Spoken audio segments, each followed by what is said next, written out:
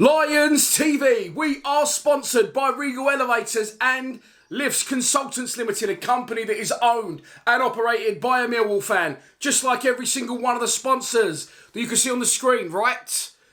Now, if you are going to do a bit of business in 2022, then please keep it in the Millwall family by checking out all of our sponsors' website links in the description below. This is your post-match analysis video for yesterday's 2-1 very important win against Hull City at the Den. As always, let's wind it back to yesterday and start out with the starting 11 that started the match. Okay, so first things first, apologies from me. I let myself down yesterday, I let you down, and I was not at the Den.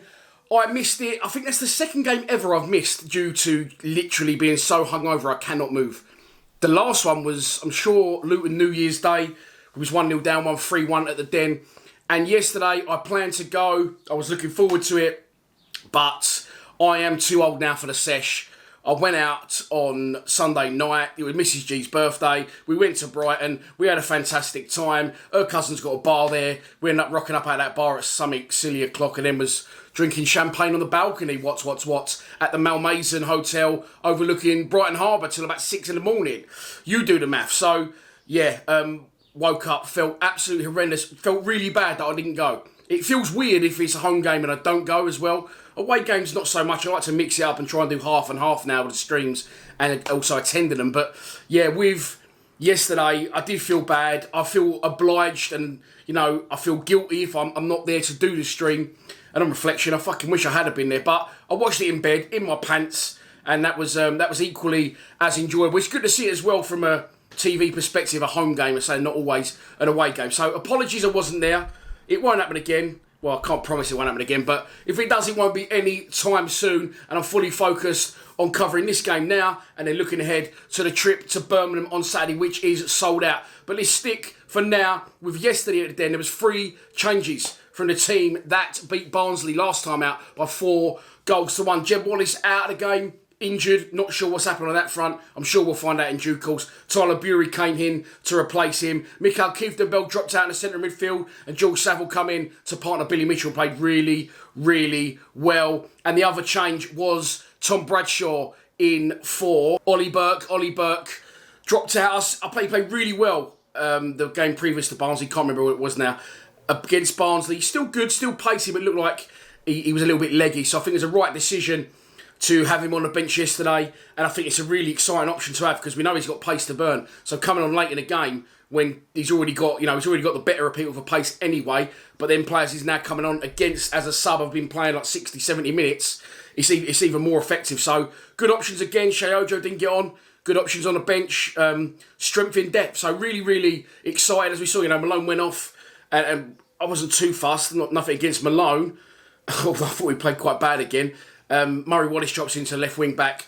Sean Hutchinson comes in, and that's probably our strongest back three that way round with Murray on the left. I prefer it that way. So look, the game starts. For me, I thought we started well. We looked like we was up for it. The atmosphere sounded electric yesterday.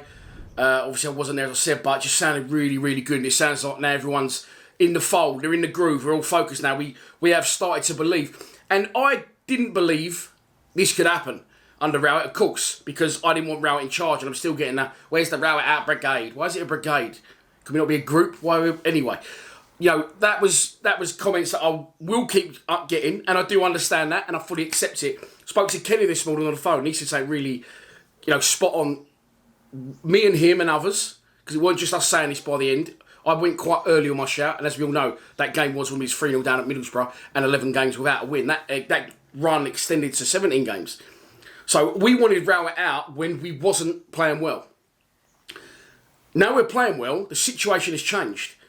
I fully accept now that Rowett is doing what he's doing well. Some people are saying it's in spite of Rowett we're doing well, but come on, give the man credit where it is due now. We're doing very well. We're looking exciting going forward. We've got great togetherness. We're creating loads of chances. 18 shots we had yesterday in a game.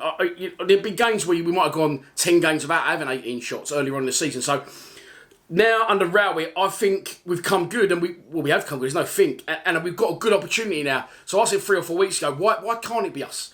Why can't it be us? Anyone around us, You know, they've all got to play each other, and anyone could beat anyone in this division, as we know. And I think, you know, the hope is more than. I think it's a very strong possibility. A very strong possibility. I think only Sheffield United, who are currently above us, the only team above us now, as we sit 7th and they're 6th, I think they're the only team, you know, that are reachable. The rest of them are a little bit out of reach. Forest have got games in hand. Big win for them yesterday, 4-0. So I think it's between us and Sheffield. I did say last week that I think that Blackburn will drop out, and I think that Middlesbrough will drop out. They both lost yesterday, along with Coventry, and Sheffield United drew at Bristol City. So I think, you know, what Kenny's saying is spot on. We wanted Rowett out when we were shit and we wasn't playing well.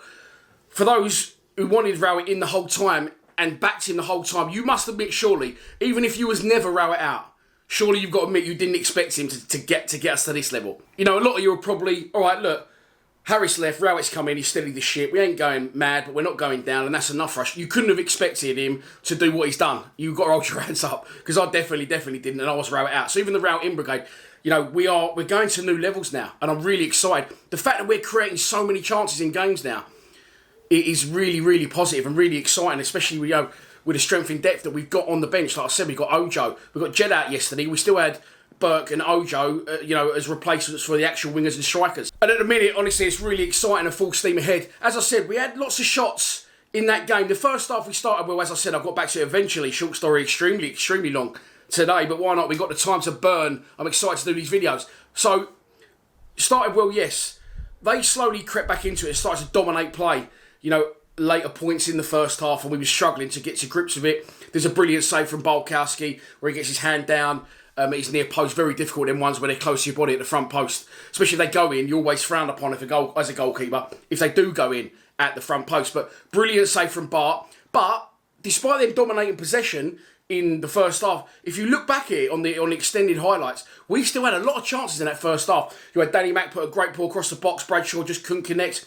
You had the mistake from their defender where Tyler Bury capitalises, goes round their keeper. He actually gets clipped there, Tyler. If he goes down, you know, the keeper could have been banging trouble, but their defender makes a good recovery and stops the attack, you know, by rectifying his mistake. So, yeah, good defending, but Tyler got through at that point, and then Danny Mack puts another great ball in, and Scott Malone, of course, that little controlled side left foot, bounced right in front of their keeper, so he dives down, it bounces and goes well above his body, and he does well to readjust, get his hand up and make that save. So, yes, they dominated possession for periods, and they had the overall, you know, share of the possession as well. I think it's sort of 58 to 42, which is never a surprise of us, but we still created chances in that first half without playing tremendously well. And now, as we know, we get to half-time, points, you know, when we was lower down in the table earlier on in the season, there's been boos ringing around at half-time. But now, all right, we chill because we know what happens. We come out the second half, shooting at the cold blow lane, and all bets are off. It all changes. All systems go. We've done it against Sheffield United at home. We've done it against QPR at home. We've done it at other points. And what I'd like, which I was going to do, but I'm not too lazy. I've got too much to do today. Phil Barber interview later on, and then the Den debate tonight, 8:30, by the way, live. What I'd like someone to do, if you've got the interest to do it, and you've got time in your hands, I'd love to know how many goals this season we scored at home, but how many of them have been at the cold blow lane? Because predominantly, unless away teams turn us round, we always shoot towards the cold blow lane in the second half. I'd love to know how many goals we scored at the cold blow lane and how many goals we scored at the north stand, the away stand. I don't think it's many at the away end. I know against Birmingham we scored a couple in the first half, didn't we? It might have been second half. I don't know, but I'm in box one, which is right at the end where the north stand is by the scoreboard. So, I'm always watching our goals from long distance. So, as we said, half-time, 0-0, but we know now under Rout, we've learned to become patient and we've learned to appreciate what he can do at half-time. He must be saying something to him in there. I don't know what it is, or it's momentum, or it's just a mental thing that, we're shooting towards our fans now. Let's make it count, and we do. We come out the second half, we're a different side. Again, though, just before we do take the lead, we're thanking the big dog again, Bolkowski. First one's a brilliant save. Second one is a brilliant save. And I said I love him, but I'm not taking anything away from him because he saved it, so it goes down as a brilliant save. But it comes across the box, header falls down, deflects off our defender, hits the post, rolls out, and he's standing here. As it rolls out, he just turns like that. Geezer shoots, hits him in the chest, goes off for a corner. It's a fantastic save, yes. How much he actually knew about that, I'll be honest, I'm not too sure. So, that, again, pivotal moments in football matches. We get a little bit of luck, maybe, where it's hit the post and then he turns around, hits it. We don't know too much about it. but we'll take it all day long. Then an even bigger bit of luck, and this is why now I keep saying, why can't it be us? Because we're not usually the team that get the run of the luck or get refereeing decisions. But we are getting a little bit of joy at the minute, you know. And we go down the other end, I think it's a long ball forward. Tyler Bury goes down the wing, and he was absolutely brilliant yesterday, Bury. And, you know, again, he's come in, he's been left out. He was left out completely against Barnsley. I don't even think he was on the bench. So now to bring him in fresh is a good decision again for the manager. And maybe he needed that to be dropped out to refine that. I think he's got the hunger, which, you know, just give him a little something to think about. Drop out for a couple of games, and then, bosh, in you come completely fresh. As I said, he wasn't even on the bench last time out. So now to come in to start in front of Ojo, in front of Burke. As we know, Burke was gassing out slightly. He must have done something absolutely right in training. Fair play again to the manager. Great management. But I thought he was fucking brilliant yesterday, Bury. Bury was brilliant. Let's go through the team. Bolkowski, of course, brilliant. The back, you know, the defenders did what they did. Okay. Midfield, thought Saville was excellent. Thought Billy Mitchell was outstanding yesterday. Honestly, I think a lot of people miss a trick with him. I thought he was our best player. Bury, absolutely brilliant as well. And up front, you know, I like to say, you know, I like us with two strikers and a 10. And that doesn't always happen. We play one up front and two wide. But it depends who's playing in that formation, I think. And I feel that yesterday, Bury naturally drops a bit deeper. And I felt that Afobe and Bradshaw seemed like more of a central partnership. I know it was three up front, and they was all interchanging at times, switching over left, right, central. But I just felt there was an actual strike partnership yesterday. And as I said, Bury dropping deeper, ain't got a problem with it, picking up the ball from deep, just running at people fearlessly. Brilliant tricks, and his final product has definitely improved. And he has the hand in the first goal. Great play from him. Jinx left, Jinx right. Cuts the ball back, gets his head up, does well. He chooses the right option. Billy Mitchell dummies it for Scott Malone. I wonder if he knew it was Scott Malone, because he probably got the shout of over. So, over, obviously, you fucking let it go through who's behind you. But I don't know if he's got the shout. But if it was on the other side of the pitch, it would have been perfect for Scott Malone. I wonder if Billy Mitchell realised it was Malone, because if that was me, I may have gone, well, it's on his right foot, he's not going to be able to hit this. It runs past Malone, he sort of touches it, and if you watch his body language, he sort of slumps as if, oh, fuck. And then he realises, hang on, there's an opportunity here, goes in for the block tackle, it flies in the corner, and as I said, the bit of luck we've been needing, we've been wanting, we've been craving, and you do need that bit of luck to sometimes progress. Flies in the corner, 1-0, the den erupts, not long after, ball forward from Ballard. Benik Afobe does absolutely brilliant, because it's difficult for him and Bradshaw to win aerial duels. It always is. That's not their game, both of them. They're both not the tallest of strikers, and the whole centre half was a big old lump. But the ball up, you actually watch, Afobe doesn't even jump because he's got good strength. He gets his body set right, so he's holding his man off, which doesn't enable him to jump. Just drops down. It's a beautiful flick on. It's fucking inch perfect header. I'm not sure that the header's getting as much appreciation as the finish, which was also fantastic. Tom Bradshaw, I know I got the Rowett one wrong, but Tom Bradshaw, the man who isn't good enough for this division, the man who isn't a goal scorer, scores a fucking fantastic finish. Natural striker's instinct. Their goalkeeper yesterday was a very good keeper. Kept him in the game. Could have been 4, 5 or 6 by the end of it. But Bradshaw finishes it. Absolutely brilliant goal. And he's off towards the Docker stand to celebrate. 2-0. We're rocking all over the world. I mean, it could have been 3, 4, 5 after that. I actually predicted a 3-0 as well, so I was a little bit pissed off that didn't happen. But yeah, ball across the box again. Danny Mack after good work elsewhere. Murray Wallace comes flying in. Great save from their keeper. Tyler Bury hits the bar from the rebound. There was another one, I think, from Ollie Burt that deflected their goalkeeper again. He's diving low. Has to readjust, get his hand up really high and save well. And if you look at the final scoreline of 2-1, doesn't actually do us justice. Yes, they had possession early in the first half, mid to sort of late in the first half, but we battered them. We absolutely battered them. And of an outsider looking in, a 2-1 result does not do it justice at all. 2-1, I say they got one back late on. I've watched that back. Not really point fingers. It's difficult, isn't it? You know, you've got to dig in.